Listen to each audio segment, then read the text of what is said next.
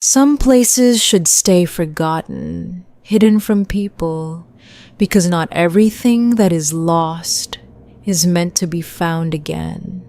I found this house online, and the price was so low that it immediately made me feel suspicious and curious at the same time. A house this big, this quiet, and this isolated should never be that cheap. But I convinced myself it was just luck. I told myself that maybe the owner needed to sell it quickly, and I didn't want to miss the opportunity. When I first arrived, the neighborhood looked empty, like nobody had lived there for a very long time. The air felt heavy and still, and even the sound of the wind felt strange and uncomfortable. As I opened the front door, the wooden floor made a long, painful, creaking sound under my feet. It felt like the house noticed my presence and was slowly waking up after years of silence. I carefully walked through each room, noticing dust covering every surface, like time had stopped inside. The deeper I walked into the house, the stronger the feeling became that I was not completely alone. Then I noticed a small wooden ladder leading up to a dark attic that I hadn't seen before. Old boxes, broken furniture, and forgotten objects were scattered everywhere in the darkness. In the far corner of the attic, I noticed something tall, carefully hidden under a dirty cloth.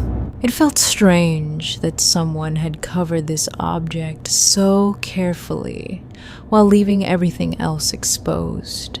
I slowly moved closer, feeling my heart beating harder with every step I took toward it. My hands felt cold as I carefully grabbed the cloth and slowly pulled it down. Under the cloth, there was an old mirror with a cracked wooden frame covered in dust. At first, everything looked completely normal, just my reflection staring quietly back at me. But after a few seconds, I realized something was slightly wrong with the reflection in the mirror. When I moved my hand slowly, the reflection followed, but it felt delayed by just a moment. I tried again, moving my head from side to side, carefully watching every small movement. That was when I noticed the reflection smiling, even though my face was completely serious. A cold feeling ran down my spine as I stepped away from the mirror, feeling extremely uncomfortable. That night, I tried to sleep, but my mind kept returning to the strange mirror in the attic. Finally, I stood up and slowly walked toward the ladder, feeling nervous and afraid. The attic looked darker than before, and the mirror was now completely uncovered. As I looked at the mirror, I saw a dark shape standing behind my reflection inside the glass. I quickly turned around, but there was absolutely nobody standing behind me in the attic.